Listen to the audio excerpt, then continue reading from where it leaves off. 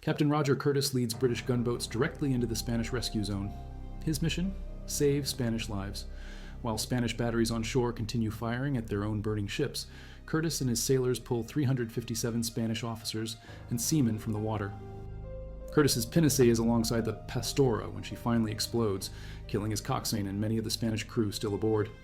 A British sailor retrieves the huge Spanish admiral's ensign from the stern of the Pastora and presents it to General Elliot as a battle trophy.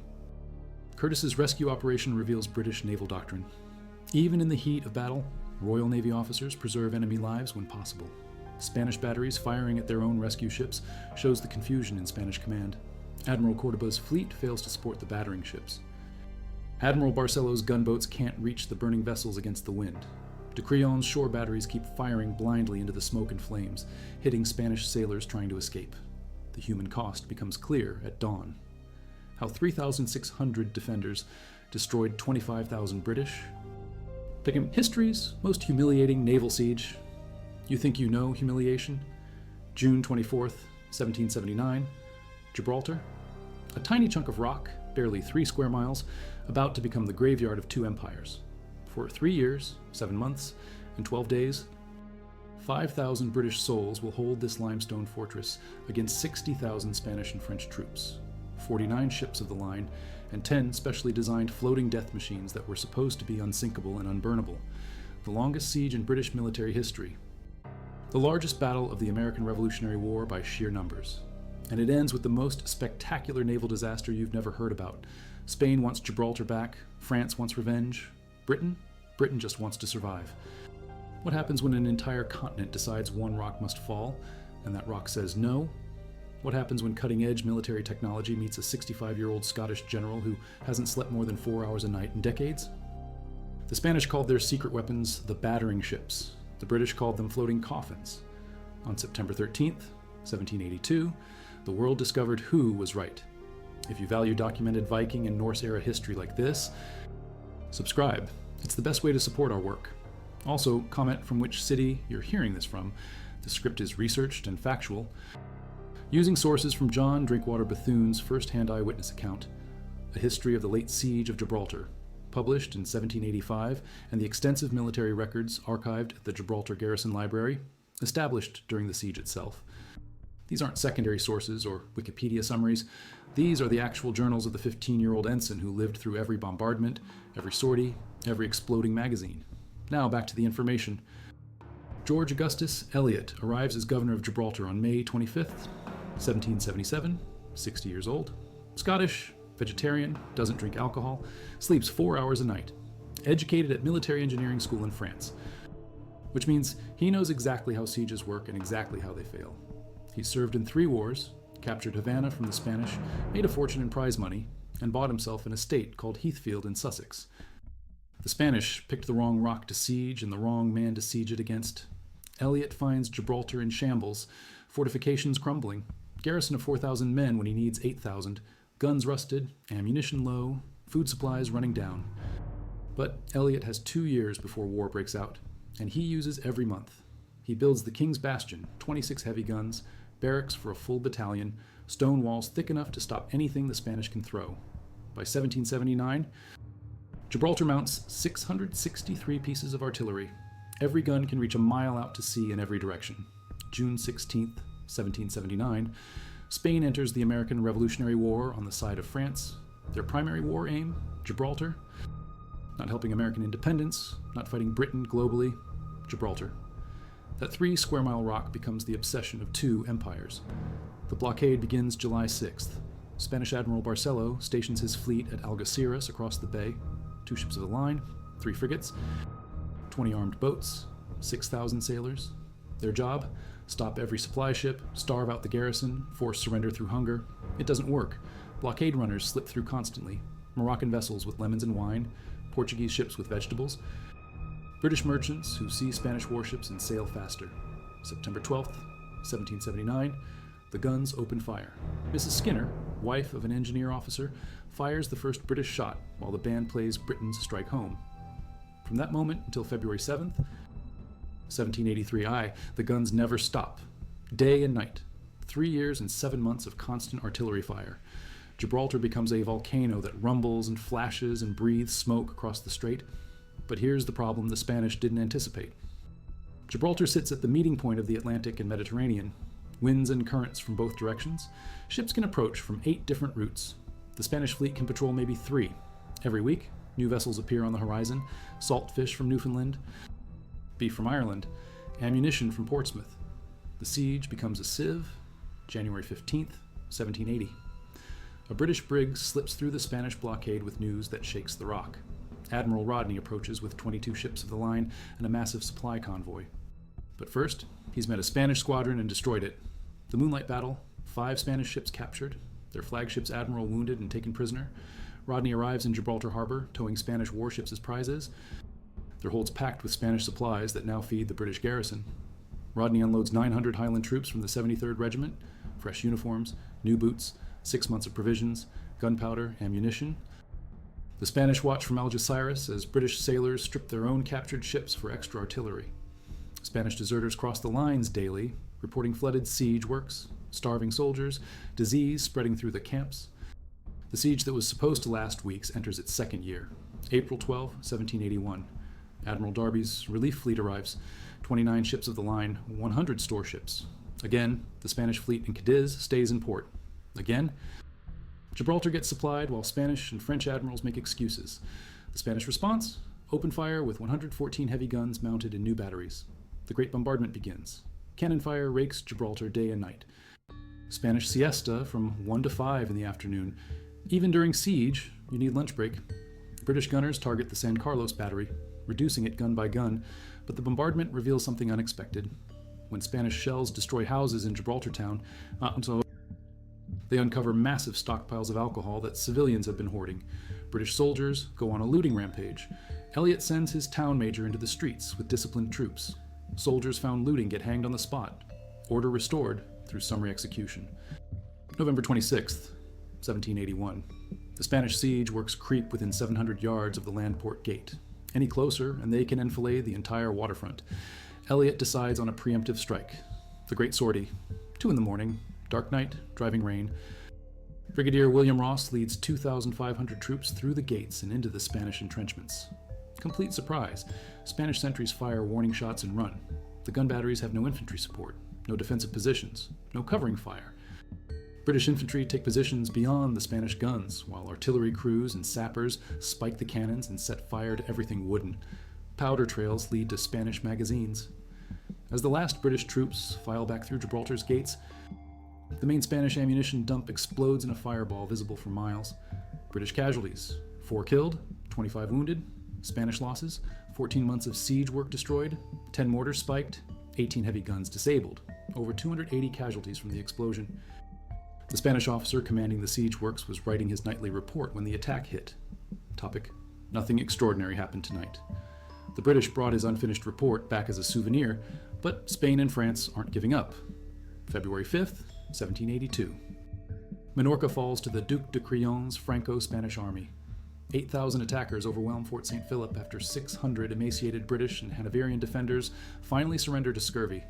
Now, de Crillon can concentrate everything on Gibraltar. New plan, new technology, new hope. Enter Michaud d'Arcon, French military engineer with a radical idea. Floating batteries, take old warships, cut them down, reinforce the port side with 7 feet of timber packed with wet sand, install elaborate pumping systems to flood any section that catches fire, mount the heaviest guns available, make them unsinkable and unburnable. 10 ships converted, 142 heavy guns, 5,260 officers and seamen. The Spanish call them battering ships. The British call them floating coffins. September 8th, 1782. British gunners test their new secret weapon. Red-hot shot, cannonballs heated in furnaces until they glow like stars, then fired into wooden fortifications. The Spanish siege works catch fire instantly. Dry timber, rope, fascines. Everything combustible explodes in flames. 400 Spanish and French casualties in the first day. The technique works so well that Elliot orders furnaces installed next to every British battery. September 13th, 1782, 7 a.m. The grand assault begins. 10 battering ships lumber across Gibraltar Bay like floating castles. Admiral Moreno flies his flag from the Pastora. 21 guns, thickest armor, centerpiece of the squadron. Behind them, the largest fleet ever assembled in the Mediterranean. 49 ships of the line, 30,000 sailors, 35,000 troops massed for invasion, 80,000 Spanish civilians crowd the hills across the border, expecting to watch Gibraltar fall. 9:45, the battering ships drop anchor 1,000 yards offshore. Every gun on Gibraltar opens fire. 142 Spanish guns answer. The siege works ashore add their bombardment. The climactic battle of the Great Siege erupts in smoke and thunder that shakes buildings in Cadiz 30 miles away. At first, the battering ships seem invincible. 32-pound cannonballs bounce off their armored sides. Shells explode without penetrating. Darkon's design works perfectly. The Spanish crews fire in relays, 36 men per gun, constant fire, overwhelming weight of metal. The King's Bastion suffers terrible damage. Gibraltar's waterfront crumbles under the bombardment, but red-hot shot takes time to work. It lodges in timber, smolders for an hour, then bursts into unquenchable fire from inside the ship's structure. No amount of water can stop it once it starts. At 2 p.m, smoke appears on the Pastora. The crew fights the fires, seems to master them. The bombardment continues. 7 p.m, most of the battering ships have stopped firing. The gun crews are collapsing from heat, fumes, exhaustion. They've been firing non-stop for 10 hours in poorly ventilated gun decks. Many don't even know their ships are burning. They can't see beyond the gun ports, can only feel the impacts as British shot hammers their vessels. 9 p.m. All the battering ships have ceased fire. Midnight. Most are ablaze. The Spanish crews send up distress rockets. Spanish boats crowd around to rescue survivors, but British batteries fire grape shot into the rescue operation. 1 a.m, September 14th. The attack is over. All 10 battering ships are burning wrecks. Captain Roger Curtis leads British gunboats directly into the Spanish rescue zone. His mission? Save Spanish lives. While Spanish batteries on shore continue firing at their own burning ships, Curtis and his sailors pull 357 Spanish officers and seamen from the water.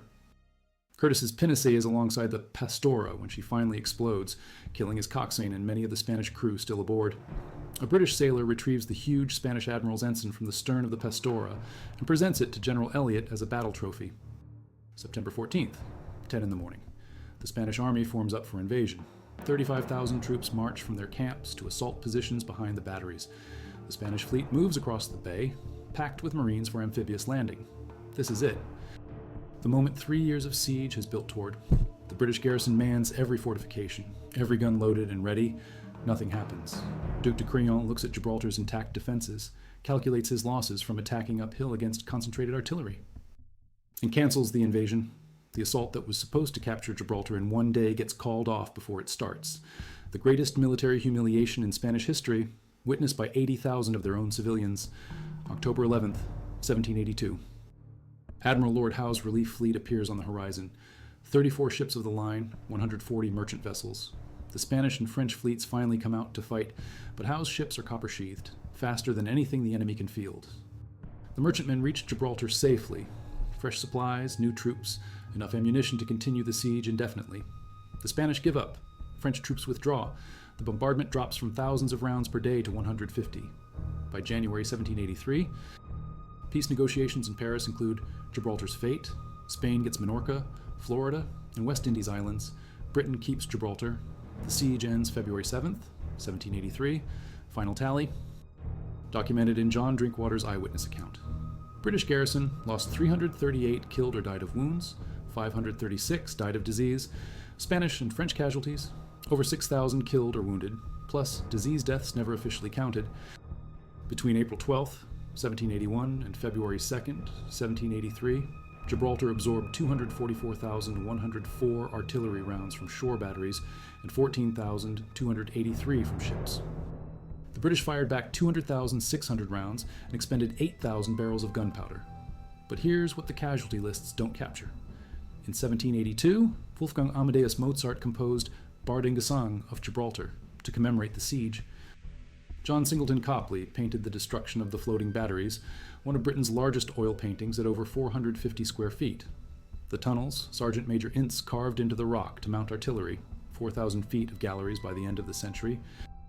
Still there today, Gibraltar became the birthplace of modern fortress warfare, the testing ground for red-hot shot, the proving ground for gunboat tactics. The siege that was supposed to end British control of the Mediterranean instead made it permanent.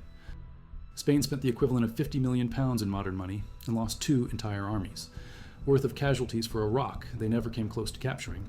The floating batteries that were supposed to revolutionize naval warfare burned to the waterline in 14 hours. The British garrison that started with 41-year-old artillery pieces and crumbling walls ended with the most advanced fortress system in the world. Every empire that tried to take Gibraltar learned the same lesson. Geography matters. Engineering matters. But what matters most is the man standing on the walls when the shooting starts. George Augustus Elliot, the 65-year-old Scotsman who slept 4 hours a night and refused to surrender. 3 years, 7 months, 12 days, the siege that broke two empires and created a legend. Parliament rewards Elliot with an annual pension of £1,500 and elevation to Baron Heathfield, the King's personal thanks, freedom of the City of London, but the greatest reward? Gibraltar itself. The Rock Elliot transformed from vulnerable outpost to impregnable fortress, his name carved into the tunnels he ordered built, his innovations copied by military engineers across Europe. The aftermath shapes European balance of power for decades. British naval supremacy in the Mediterranean becomes unquestionable. Spanish decline accelerates as military failures combine with financial exhaustion. French support for American independence succeeds, but bankrupts the monarchy, contributing to revolution within a decade. The siege of Gibraltar doesn't just end, it changes everything. French military prestige suffers alongside Spanish defeat. The engineers who designed the floating batteries become laughingstocks. Michaud d'Arcon spends years writing pamphlets defending his designs, blaming Spanish seamanship. Weather conditions, British luck. Nobody believes him. The French Military Academy removes floating battery designs from its curriculum. Naval architects abandon the concept entirely. British confidence soars after Gibraltar's successful defense. If 5,000 men can hold the Rock against 60,000 attackers, what can't British arms accomplish? The psychological boost influences British strategy in subsequent conflicts, aggressive operations against French possessions worldwide. Willingness to fight coalitions of European powers. Gibraltar proves that British tactical superiority can overcome numerical disadvantage. Spanish colonial empire begins its long decline from Gibraltar's ramparts. The resources devoted to the siege, ships, men money, supplies, could have defended Spanish America against British attacks. Instead, they burn in Gibraltar Bay while British fleets raid Spanish treasure ports unopposed. The strategic mistake cost Spain its position as a global power. Recent archaeological excavations in Gibraltar have uncovered mass graves from the siege containing Spanish and French soldiers killed during the floating battery assault, confirming Drinkwater's casualty estimates and providing physical evidence that the disaster was even worse than contemporary accounts reported. Bone analysis reveals malnutrition among Spanish troops, evidence of the supply problems that plagued the siege from beginning to end. Scientific analysis of the Gibraltar tunnels shows burn marks from red-hot shot preparation, tool marks from hand excavation, ventilation systems that allowed sustained underground operations. The engineering feat rivals anything accomplished in European warfare. Elliot's garrison literally carved victory from solid rock. Gibraltar remained British, the Rock still stands, and somewhere in the tunnels of the great siege galleries, you can still see the scorch marks where British gunners heated their shot red hot and sent floating castles to the bottom of the bay. The siege that was supposed to humble Britain instead proved that some fortresses don't fall, some garrisons don't surrender, and some old Scotsmen just don't know when to quit.